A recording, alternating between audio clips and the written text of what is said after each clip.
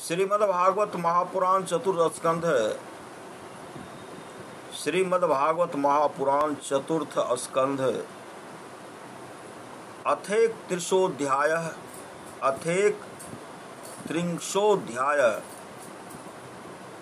प्रचेताओं को श्री नारद जी का उपदेश और उनका परम पद लाभ। श्री मैत्रेय जी कहते हैं, विदुर जी, 10 लाख वर्ष बीत जाने पर जब प्रचेताओं को विवेक हुआ तब उन्हें भगवान के वाक्यों की याद आई और वे अपनी भार्या मारिसा को पुत्र के पास छोड़कर तुरंत घर से निकल पड़े।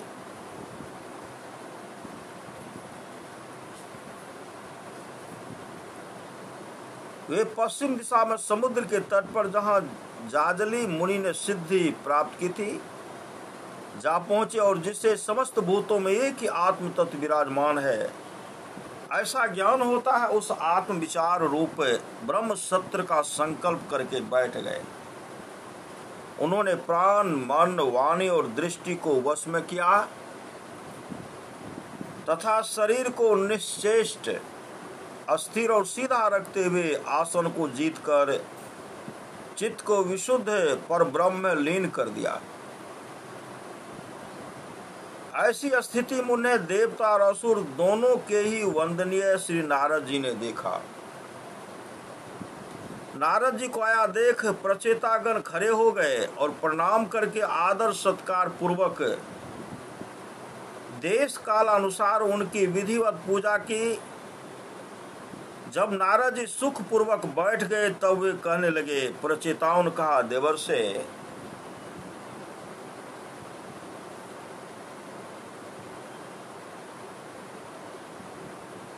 देवर्षे, आपका स्वागत है। आज बड़े भाग से हमें आपका दर्शन हुआ। ब्रह्मण सूर्य के समान आपका घूमना फिरना भी ज्ञानालोक से समस्त जीवों को अभय दान देने के लिए ही होता है। प्रभु भगवान शंकर और श्री विष्णु भगवान ने हमें जो उपदेश दिया था उसे गृहस्थी में आसक्त रहने के कारण हम लोग प्रायः भूल गए। अतः आप हमारे हृदयों में उस परमार्थ तत्व का साक्षात्कार कराने वाले अध्यात्म ज्ञान को फिर प्रकाशित कर दीजिए, जिससे हम सुगमता से ही इस दुस्तर संसार सागर से पार हो जाएं। श्री मैत्रेय जी कहते हैं, भगवान में श्री नारद जी का चित्त सर्वदा भगवान श्री कृष्ण में ही लगा रहता है। वे प्रचेताओं के इस प्रकार पूछने पर उनसे कहने लगे।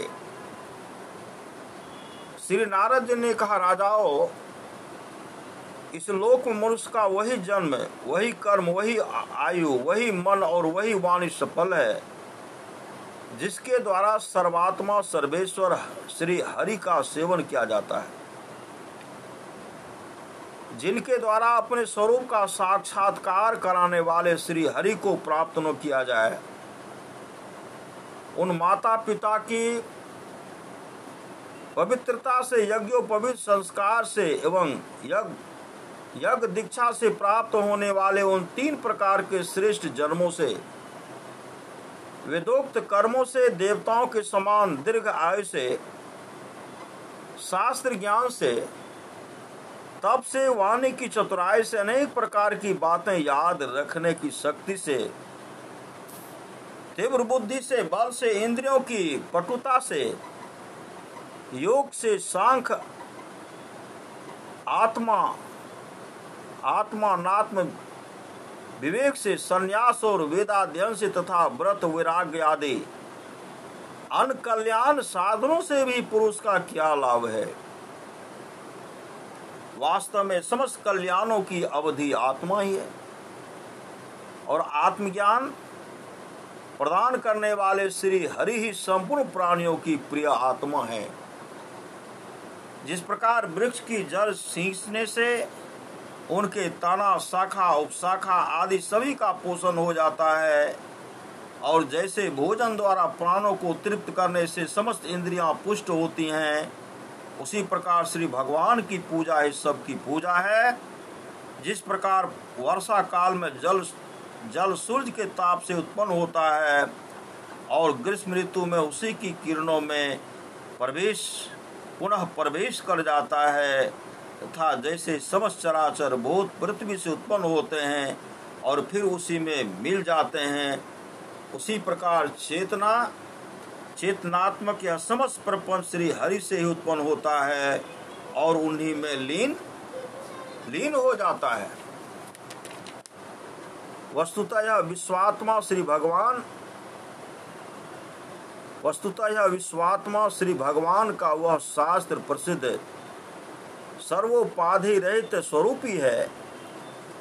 जैसे सूर्य की प्रभा उससे भिन्न नहीं होती, उसी प्रकार कभी कभी गंधर्व नगर के समान स्फुरित होने वाला यह जगत भगवान से भिन्न नहीं है, तथा जैसे जागृत अवस्था में इंद्रियां क्रियाशील रहती हैं किंतु सुषुप्ति में उनकी शक्तियां लीन हो जाती हैं, उसी प्रकार यह जगत सर्वकाल में भगवान से प्रकट हो जाता है और कल्पांत होने पर उन्हीं में लीन हो जाता है।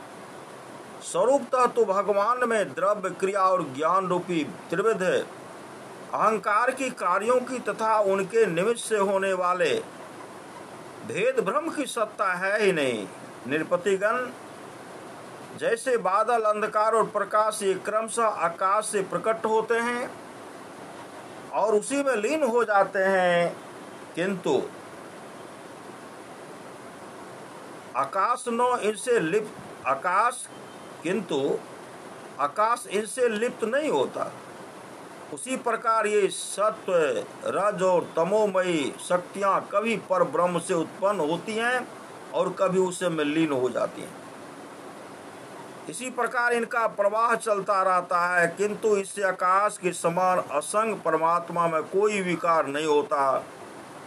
अतः तुम ब्रह्म आदि समस्त लोकपालों के भी अधीश्वर श्री हरि को अपने से अभिन्न मानते हुए ब्रह्मादि समस्त लोकपालों के भी अधीश्वर श्री हरि को अपने से अभिन्न मानते हुए भजो, क्योंकि वे ही समस्त देहधारियों के एकमात्र आत्मा है। वे ही जगत के निमित्त कारण काल उपादान कारण प्रधान और नियंता पुरुषोत्तम हैं, तथा अपनी काल शक्ति से वे ही इस गुणों के प्रवाह रूप प्रपंच का संहार कर देते हैं। वे भक्त वत्सल भगवान समस्त जीवों पर दया करने से, जो कुछ मिल जाए उसी में संतुष्ट रहने से तथा समस्त इंद्रियों को विषयों से निवृत्त करके शांत करने से शीघ्र ही प्रसन्न हो जाते हैं। पुत्रेष्णा आदि सब प्रकार की वासनाओं के निकल जाने से जिनका अंतःकरण शुद्ध हो गया है, उन संतों के हृदय में उनके निरंतर बढ़ते हुए चिंतन से खींचकर अविनाशी श्री हरि आ जाते हैं और अपनी भक्ताधीनता को चरितार्थ करते हुए हृदयाकाश की भांति वहां से हटते नहीं।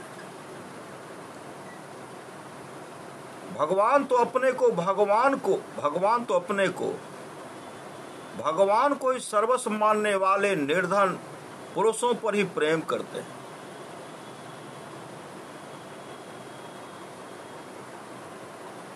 क्योंकि वे परम रसज्ञ हैं।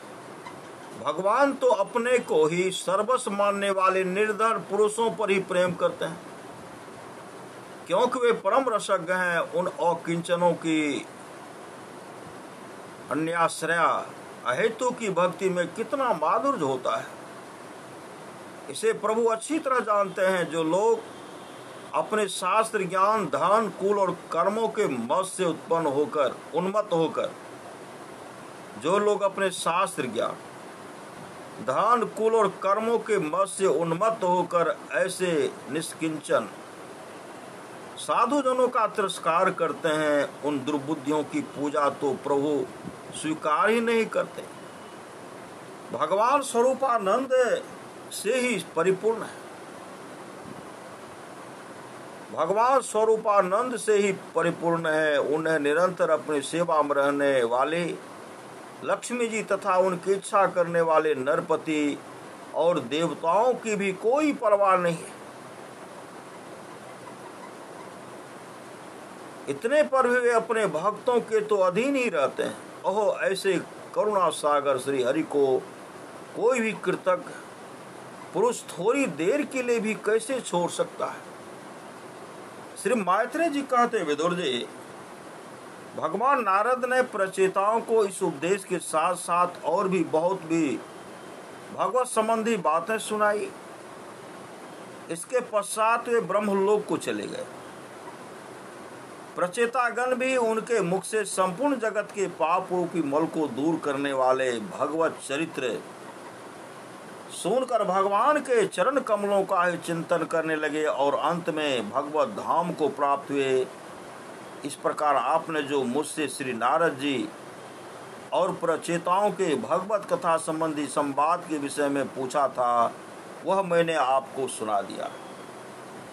श्री सुखदेव जी कहते हैं, राजन,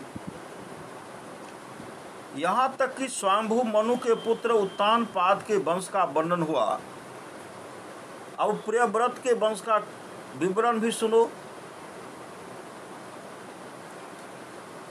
श्री सुखदेव जी कहते हैं, राजन, यहाँ तक स्वयंभू मनु के पुत्र उत्तानपाद के वंश का वर्णन हुआ।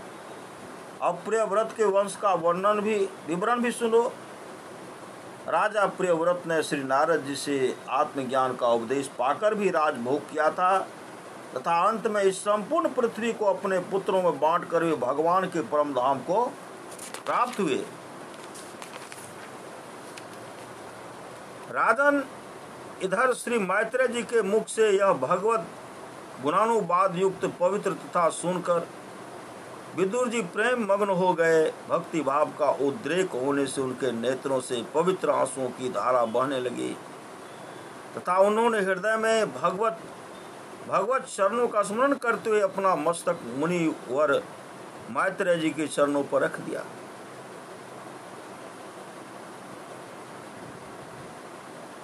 विदुर जी कहने लगे, महायोगिन, आप बड़े ही करुणामय हैं।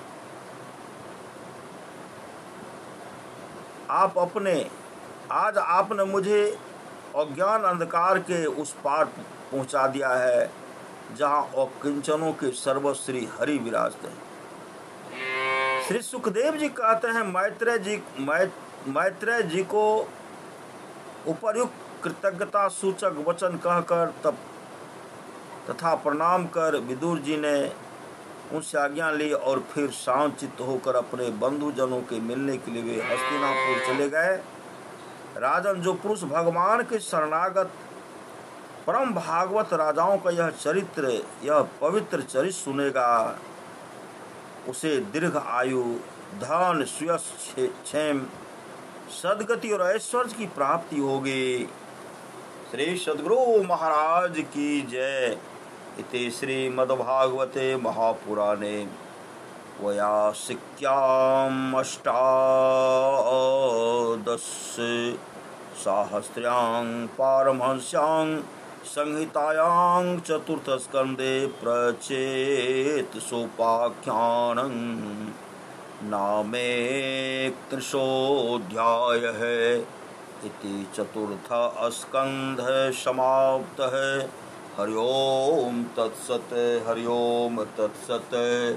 हरि ओम तत्सत।